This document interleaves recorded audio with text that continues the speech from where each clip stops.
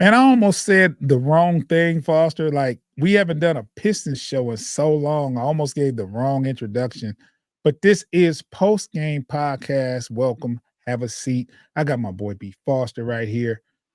Preseason game tomorrow. But before we get into that, make sure you subscribe to Bleachers to Speakers on YouTube. You can see this show on Bleachers to Speakers on YouTube. Subscribe. And for your audio fixes, you can go to any podcast aggregator.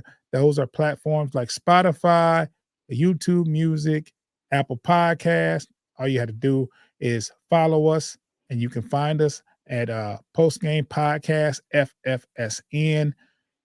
Make sure you hit the notification bell so whenever we drop content, you'll be able to get a notification and download those episodes. We got a Pistons preseason game tomorrow. Hey, when you go 14-68, the off season is just so long, right? It's like you've seen the acquisitions and you're like, okay, this new coach, different pieces, and you say, you can't be as bad as you once were. So there's a little bit extra on it. First, I want to say I'm excited, right? Because it's a different kind of excitement when you don't figure you're going to make the champion, win a trophy. You don't figure to be in the playoffs, but you just figure that it's got to be better. Am I the only one feeling this way, Foss? I mean, I'm not just blindly feeling that way just because it was so bad last year. I really think that the roster makeup actually has some promise, and that bringing in a new coach and the acquisitions that we made just makes for it will just make for a better season off the strength of that. But I'm certainly excited to see how we gel and how we can combat some of the concerns that we had last year, because we had a lot of concerns. A lot of concerns. A lot of concerns. And I didn't want to be the one to say it. I said it behind closed doors, but I was like, I blamed a lot of the turnovers and stuff on the coaching. I I said, hey, Monty got to do something. Monty has to do something about this. This team is too careless with the ball. And the coaches is like, okay, we tried. We'll do better. This is on me. And I just didn't like it. Now, who's to say Mr. Biggerstaff is not going to do the same thing? I don't know. But I didn't want to publicly say it because Monty Williams signed a big contract. There was like a commitment to Monty Williams, and I wasn't going to speak against it. But ultimately, you go 14-68. You're bound to change whatever you can change. Nobody's safe. The owner is the only person that won't get fired is the owner in that situation. But new GM inherited a president of basketball operations, which we didn't have last year. New coach, and some new pieces. We got a lot to talk about within this first show back to the season. Troy says, fellas, I'm hoping the best for the Pistons. Troy, we all are. So, Foster, where you want to get started at? I know you have some topics whatever you want to dive into, that's what we're going to do. Well, I definitely listened to the media. The media day was September 30th, I believe. Yes. And I listened very closely to JB Bickerstaff, and just to kind of hear. Of course, you got to sift through a lot of filler stuff that they had that has to be said. The stuff that they're going to say, right? No matter what. But if you want, I can kind of summarize. Just kind of because go ahead. There was a lot of stuff, but I did pick up on a few different things. For one, it started. He started off saying that Asar has been clear for conditioning and strength, but no contact. No contact type stuff as far as medically. Obviously, he had the blood clot Mhm. at the end of last year. So, that was something that we kind of knew was a possibility. I mean, I think I kind of thought that he would be ready by now, but we knew that there was precautions being taken because it is a very, That's serious, serious. yeah, very serious medical condition, and Mhm. you want to be cautious about that. He's young. He's got a big future ahead of him. No need to put him in harm's way. So they talked about that. We talked about the fact that Cade. He talked about the fact that Cade and Tobias are going to be step up and be the leaders of the team. They like the fact that Tobias genuinely wanted to be here, and and that he wanted to be one of the vocal leaders of the team.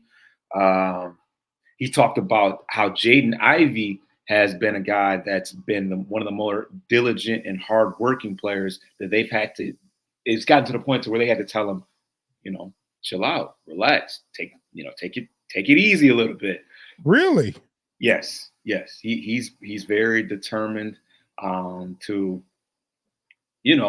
make some improvements because I think he heard some of the whispers and muttering about just Of course. you know.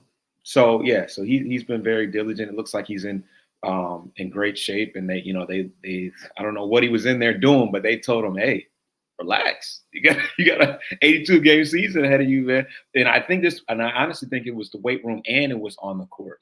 So nothing wrong with that. They did say that about Sadiq Bey, and that didn't quite work out so well. He was another guy that was a pretty a workhorse, but Ivy has a lot of has a lot of tools that Sadiq didn't have. So um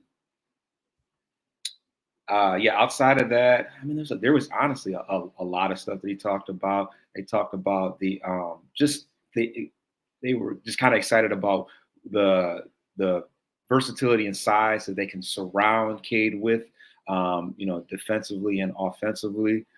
They talked about accountability and standards, and June, you talked a lot about how when you're turning the ball over, you're making mistakes.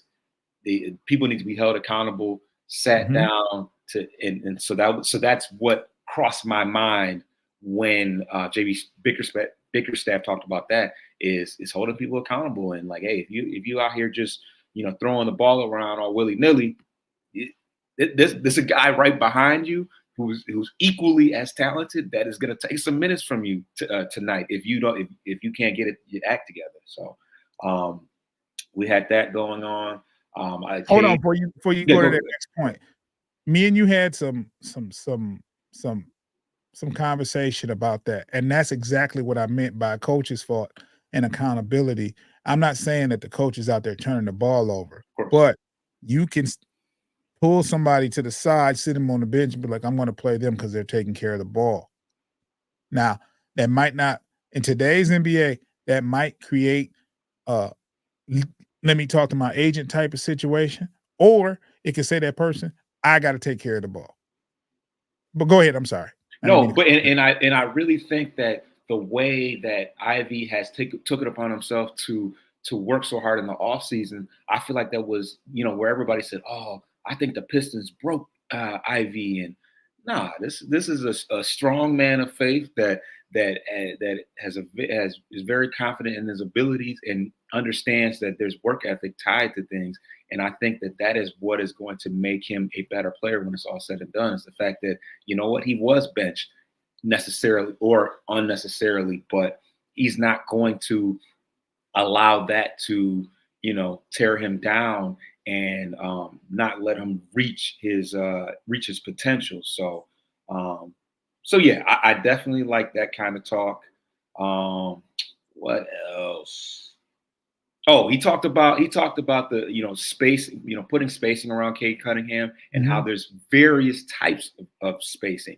He talked about how at one time that two big man sets work because it's all about creating the right kind of plays and how you might have one guy at the elbow, one guy at the block. There's more than one way to space outside of shooting 100 threes.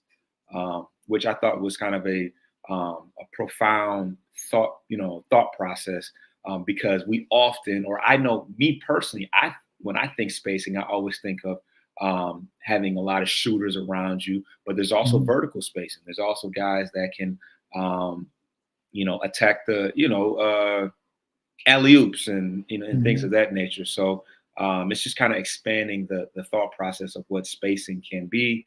Um, Cade talked about how he wanted to work on being sharper with his decision making, Mhm.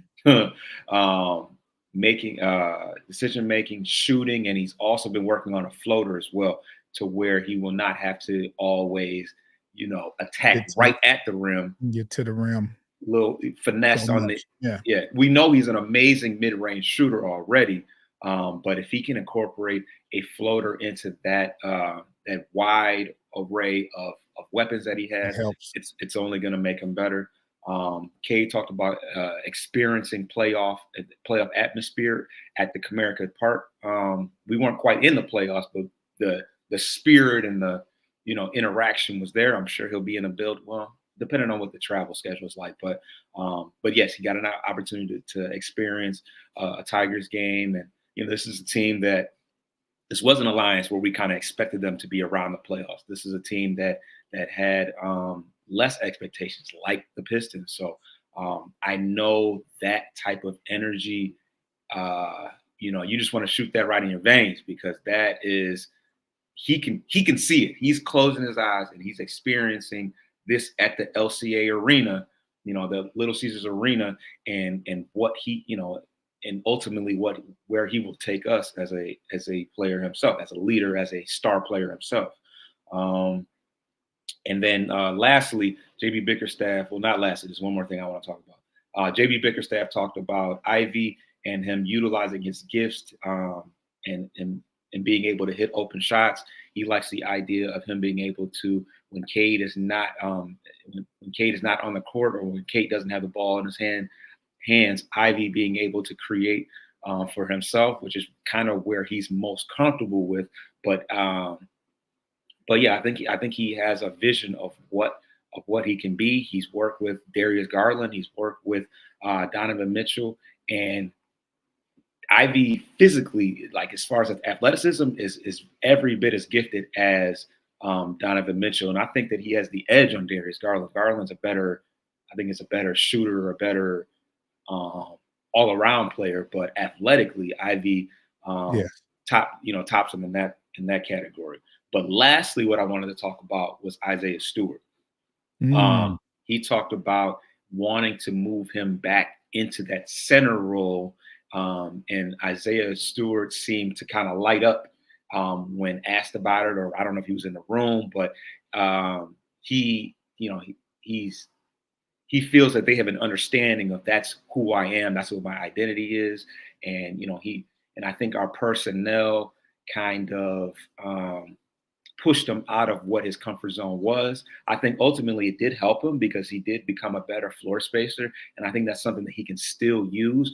But I think he likes the idea of being able to be a bruiser, and to battle inside with with big men, as opposed to being a little bit out of his element, playing the floor, and being at the top of the key and things of that nature. So um, everything appears to look good. It seems like everybody is bought in at this current moment, and I'm excited. The media day definitely gave me a level of optimism Okay.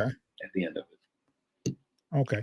Let's take a quick break, and when we come back on the other side, we'll talk about the the starting five that was in training camp the other day. I have that picture, Foster, and I'm gonna put it on the screen after we get back. But we're gonna take a quick break. For those that are listening, you'll hear some ads, and those that are watching, we'll be back in like 6 seconds.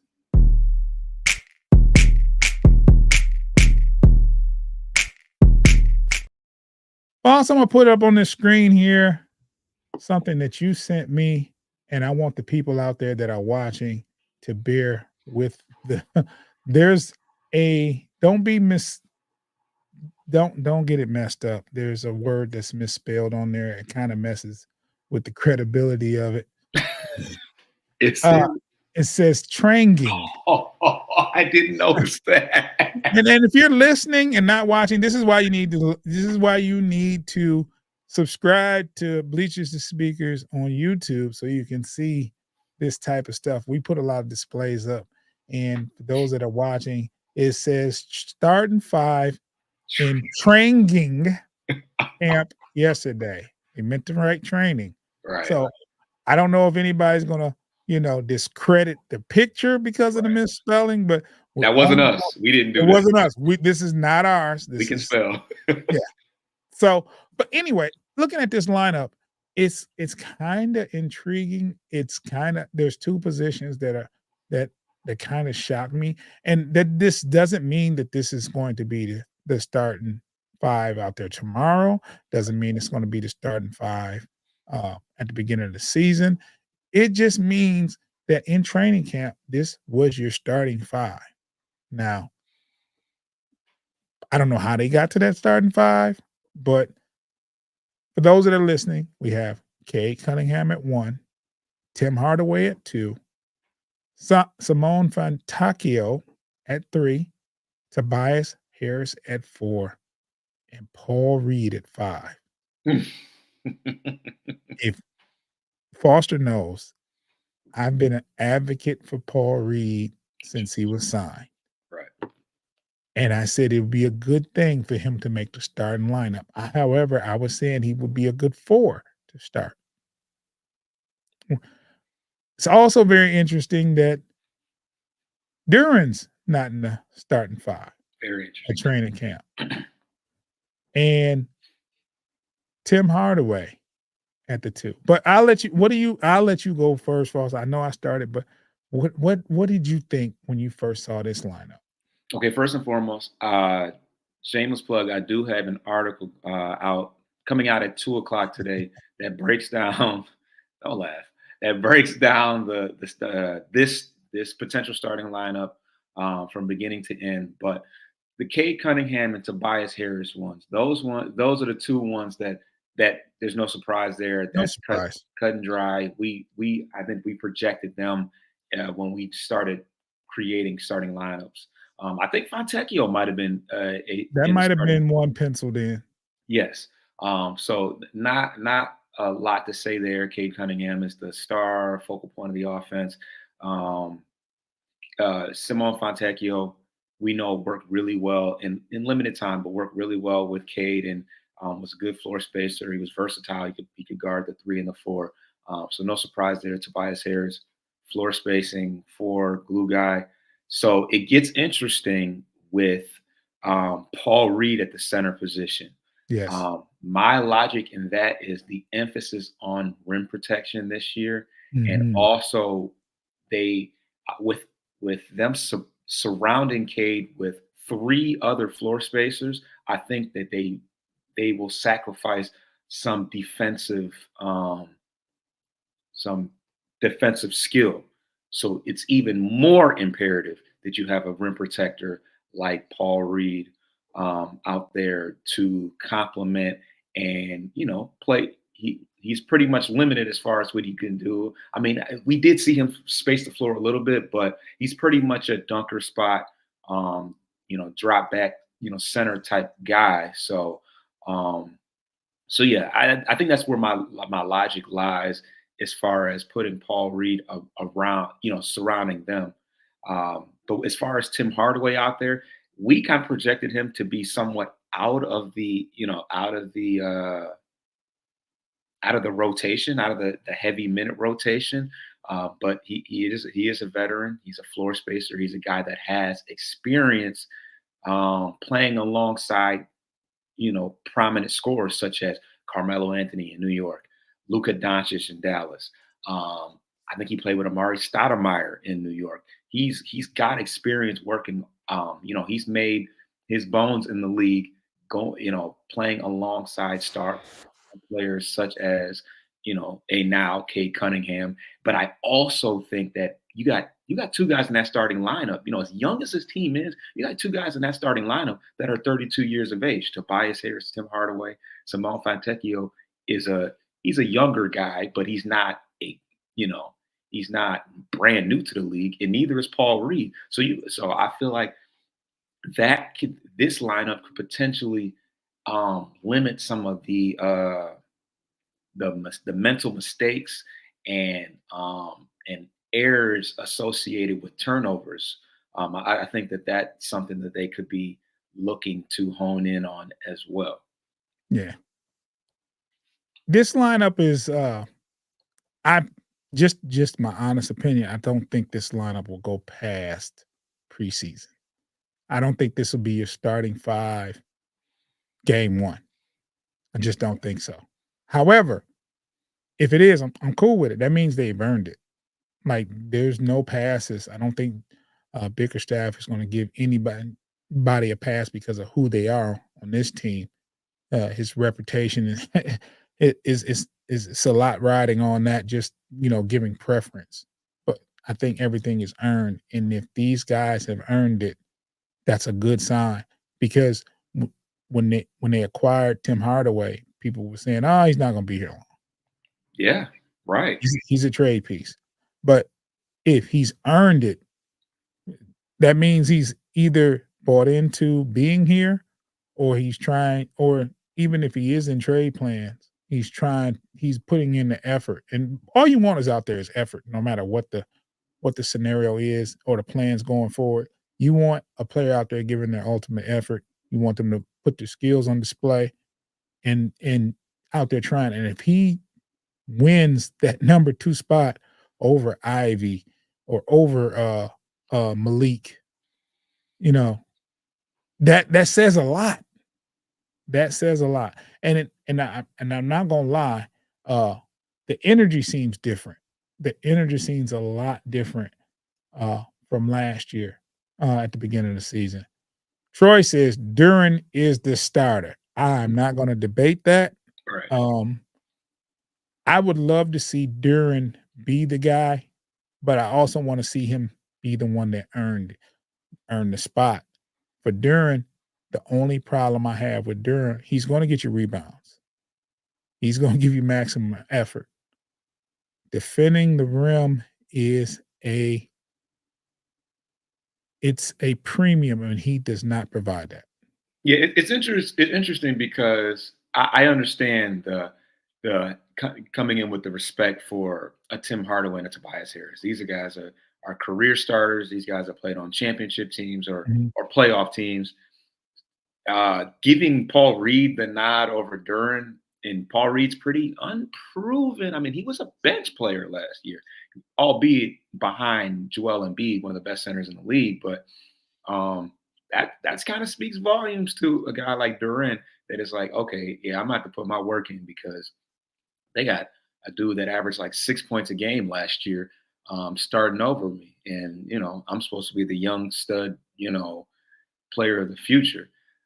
But one thing that I don't like about this lineup is there is no athleticism in this lineup. like, like Mhm. Duren, I think No, it gives no, me, yeah, no. There's there's very limited athleticism here. There's nobody fleet of foot. There's nobody jumping out the gym. nobody. It's it's a lot of Kind of spooky, kind of spooky. But it's a lot of what to say Jokic type of athleticism but going on. minus all the minus the IQ and skill level that Yeah, Jokic has. So, yeah. but I mean, that's Joker, man. He don't need all that. His IQ is so high, he don't need all that. But I'm gonna tell you, Hardaway used to be one of them guys athletically in his younger years. he was. So, but the tread on the tires kind of, it ain't one it used to be. So 32. yeah, and all that jumping out the gym at 32 just don't happen. Yeah, I think this lineup, this training camp This lineup. train. I was like, what is he talking about? Train? Oh yeah, yeah. I didn't notice that. I forgot that fast. Like, what is I he? didn't notice that till today. when I actually shared it and I looked at it, I said, "Oh God, this is going to discredit everything." So disclaimer: me and Foster did not make this sign. We downloaded it. We know how to spell training. So yeah, and whoever did this, we're not discrediting you as what you saw, but you didn't proofread. That's all I'm gonna say. I did want to throw out a potential second unit lineup. Yeah, let's talk about it. Let me take this down Yeah, okay. so we won't distract the people. Did you need to take a break, or you want we want to jump No, we just took one at 4. Well, dang, time went fast. in? I'm We can rolling. talk about the second unit and then we'll take a break. All right. So what do you see So with the second unit? okay, with the second unit, I had Ivy at the point guard position, giving him the opportunity to be the primary ball handler. Not having to play off the ball. Malik Beasley at the two, spot up shooter.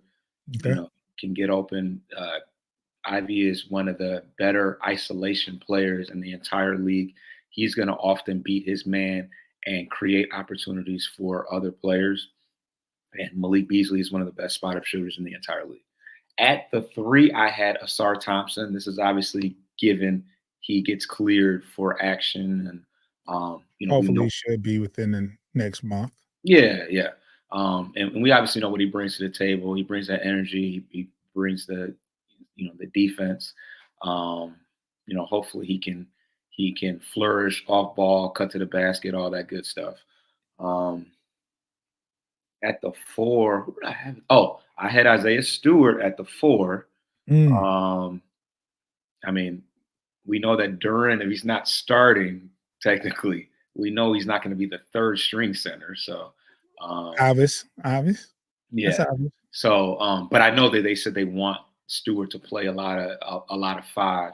So that's all going to depend on how they're not going to go 5 in, 5 out like a hockey line Right. change. They're gonna, rotate in and out stuff. So they'll figure all that good stuff out. So I tentatively had Isaiah Stewart at the four, playing in a much more comfortable role. The beauty in this is that a lot of these guys that are playing in the second unit got starter minutes before. So they're used to playing against top-notch talent. And hopefully they'll be able to take advantage of the fact that they're starter caliber guys, and they play with each other.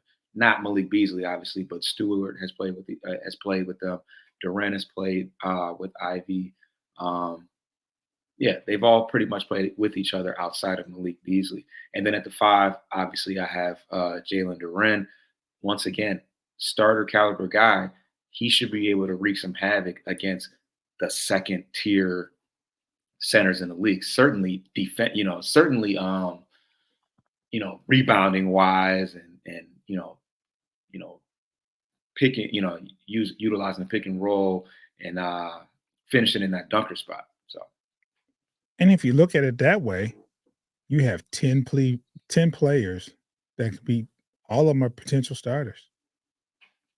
yep, I believe all of those guys have the Mhm. potential to, on a given night, be a starter Well, in it. let's say 9 because Cade is he's penciled in as a starter.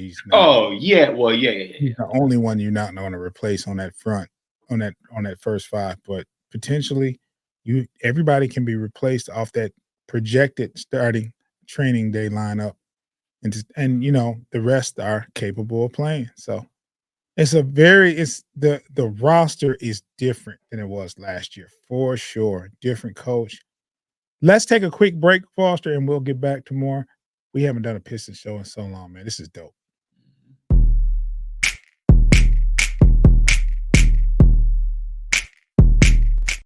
Do you know what time the game is tomorrow, Foster? Oh, dang, you sent me the link. I think it's like during the day. There's no Lions on tomorrow, so I got all day. Let me see. So I wanna tune in and watch it. I don't know if it's gonna be televised. I actually thought about going. Oh yeah, because it's in Detroit. It's here. I actually thought about going. 8 o'clock. Jeez. Well, I'm not going. It's 8 o'clock. Oh Definitely. wow, that was that was fast. Yeah, I'm not going. If it was a day game, then yeah. Yeah, yeah, it's a preseason game. Like, why? I don't know. Why you don't But it's because of football, probably. it probably, and it could be, I don't know. What time do the Tigers play tomorrow? They have a day off. They They go have a day off. Saturday and Ah, Monday, if I'm not mistaken. okay, okay.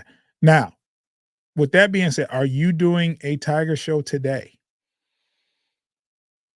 We did one yesterday. We did one yesterday. Okay. Oh, after the game? No, Okay, honestly. I'm gonna tell you what's gonna happen before it Oh happens. my god. If the Tigers win in Cleveland game 1, you will hear from Foster today. I don't care if it's a 5-minute John. I don't care if it's a full-length show. You're going to hear from Foster. That's why you should tune in to Corner to Copa. That's why you should subscribe to Bleachers and Speakers on YouTube. Foster has been following Tigers baseball all season. He even started the show. I wasn't even sure if he was going to do it. I wasn't sure if he was going to maintain. There was a point in time in the season where they were the Tigers were down so many games after the All-Star, after the All-Star game. What do they call it? Not the All-Star game. What do they call it? It's going to trade deadline or the Oster? Is it okay, whatever. After the trade deadline, whatever, they were significantly behind, and I think what they go 33-13 to finish? I don't know the exact one, but I mean that sounds. I mean we didn't lose That very often. So. that's a hell of a turnaround, and Foster stuck with it. More importantly, the Tigers stuck with it. I mean, Mhm. and Yeah, forget more about me. never mind with Foster, but Foster, I mean, but when they can't quit. The people that write, and not the writers, not the professional writers, but the people that are blogging, they can stop at any time. Right. Like, even with the Pistons last year, there was times where it got dark. I think the last 3 games we called it quits. Well, that was 79 games after the fact. Yeah. During that 28 game losing streak, we were there every week. Yeah. Oh yeah. For sure. But I mean, that the losing streak got so bad. I remember losing 10 in a row and was like, they're going to win tomorrow. Then after 15, they're going to win tomorrow. Then after 20, there's no way they're going to lose tomorrow. We still believe. Yes. You know what I'm saying? So I mean, it takes a different kind of person to stick with a struggling team to blog on. Foster, you've done that with the Pistons, and now you've done that with the Tigers, and it's paid off. So I see a trend. This Pistons team is going to pay off. It just so happens that we started doing shows on the Pistons on the worst season ever. But the best for the Lions. And yeah. Best for the Tigers. Yeah. So hey, it's trending up in Detroit with the professional teams, and it's a good time to be here. And I actually think that the Pistons will do more than double what they won last year. Now that's saying a lot, believe it or not. To win 30 games, it's not saying much, but I believe this team will win 30 plus games. What do you think, Foss? I'm on board for that. It's they put me in a situation, because I often have conversations about how I follow Tigers, Pistons, Lions, and they say, oh yeah, the Lions doing so great. And the Tigers doing so great. And I always look like the optimistic, what do they call that? Slappy that says, nah, we might, and they just like, all right, man. All right. So Troy says Vegas line is 24 and a half games, and I think they're right on. Well, I think they're wrong, Troy. I'm going with 30. I mean, Vegas is usually on point though. Well, that's what they say. I'm not even a gambler, so I don't really. But what they say is that Vegas is usually on point with it. They know something. Yeah, they know something. But I'm still going to say 30. And then when it happens, I'm saying, I told you so. See, that's just how it goes. So, who are the Pistons playing tomorrow? They're playing the Milwaukee Bucks. The Fighting Thanasis. I don't want to get too deep into predictions and this, that, and other. No, no. That's just a waste of time. That's just a waste of time. But I think it'll be a good test. I don't think anybody, more than likely, you won't see the premier players from Milwaukee. You probably won't. Probably no reason to. But I would love to see what the Pistons. I'm going to watch the game if it's televised. I'm going to watch it for sure. Troy says, "I hope you're right. We need a full season of healthy K for once." Wait. Hold on for once, Troy. I don't even. No, for once for sure. I mean, last year I think he was relatively healthy. He was relatively healthy He was last year. relatively healthy. He was healthy his first year. 2 out of 3. No, well, he missed the first. He missed the first. He missed the start of the season. Oops. My bad. And then they started sitting on him because they were like basically tanking for. Yeah. Because this is his fourth. This is his fourth season now. Isn't that crazy? Yeah. But I'm glad he signed an extension and he wanted to be here. Yeah. And he mentioned that in the press conference too, right? In media day, right? Yes, he did. Do you recall what he said? He said, I knew. Basically, he said, I knew that I wanted to be here. It was just a matter of working out the pay me, mother. that type ish, I ain't mad at him. I ain't Yeah. mad at him. Hey, if you the thing about it from a Pistons organization is this hasn't been a hotbed for free agents. So when you get a talent like Cade through the draft, you got to lock it down. You got to pay him to keep him because you're not bringing in the premier free agents on the market. They're not even looking this way. And it's been like that. It has nothing to do with the owner.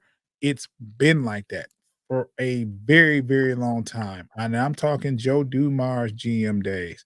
He could not bring in the premier people. He brought in a couple, good people, but it's not a hotbed for free agency. She It was through a trade. Trade, of course. But I'm just talking about like off season. I want to go here. Right. I'm not talking Charlie Villanueva. I'm not talking Ben Gordon. Ben Gordon. Those didn't work out too well. You know what I'm saying? So I'm just talking about, for instance, when someone goes on the free agent market, you hear Lakers, you hear the Knicks, New York, you hear Dallas named always, you hear Houston, you hear Miami, you hear Philly, you might even hear the Bulls. Philly. I mean, you those names are in the talks. Yeah, it's the big markets though. Big markets. You'll see a free agent say, or somebody say, such and such is interested. I'm not saying they attract. I mean, they acquire. I'm saying the names are brought up. It comes up. Philly, they just LA.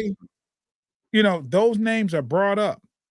You very rarely hear say, this person might be interested in going to the Pistons.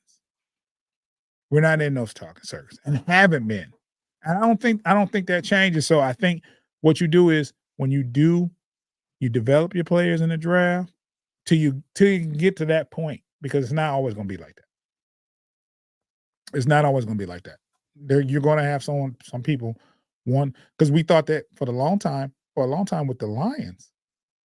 You know what I'm saying? This was not a destination where the Detroit Lions picked up, good free agents. And lately, that culture has changed, and I can hope for the culture to change for the Pistons as well. Mm-hmm. I think at some point, if you keep on, if you change the culture of what's going on, that could change. That could definitely change. We got a free agent too, Foster, a late acquisition. Remember that guy? Yes. So we acquired this was our last roster position. Mm-hmm. There was rumors that JB Bickerstaff might be interested in Isaac Okoro. ultimately he ended up re-signing with the Cleveland Cavaliers, but they Of did course. end up signing another former Cavaliers player by the name of Lamar Stevens. He's a 6'6", 230-pound wing player. Um, Slow down, Ashton. that's Slow down, Ashton. bro. If that's him, that's Cade's cousin. Okay. But Ashton, the trainer, says playoffs. Hey, I'm that's all what he for it. tweets. That's what he tweets. I'm all for it, but man, I don't know there, Ashton. Hey, if anybody knows, he would know. Hey, Um, I praise right. but yeah, so he formerly played for the Cavaliers, but most recently played for the Memphis Grizzlies. He averaged 11 points a game, 5 rebounds, um, shot 45% from the field. Um, as far as what he brings to the table, offensively, he's not going to bring you very much.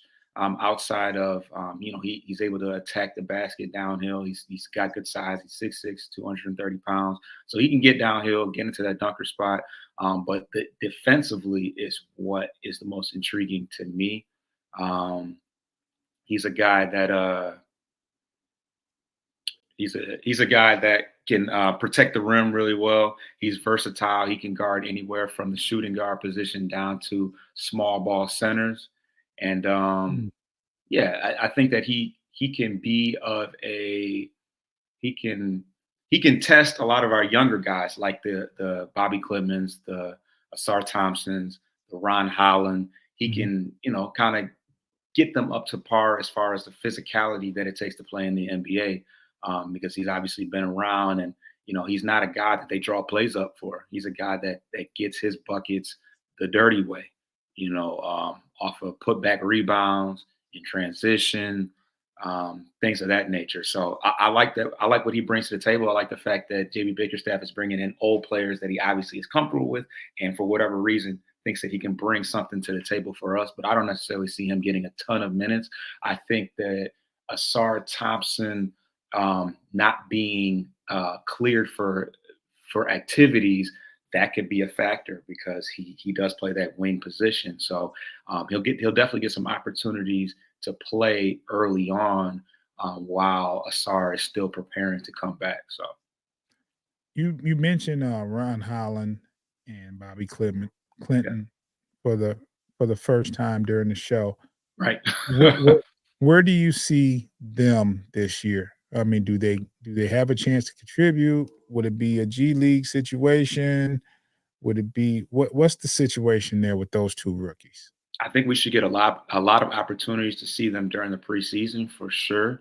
I think that they will both kind of straddle in between the Motor City Cruise and Detroit and the Pistons a lot this year. It's tough to say who more so because I would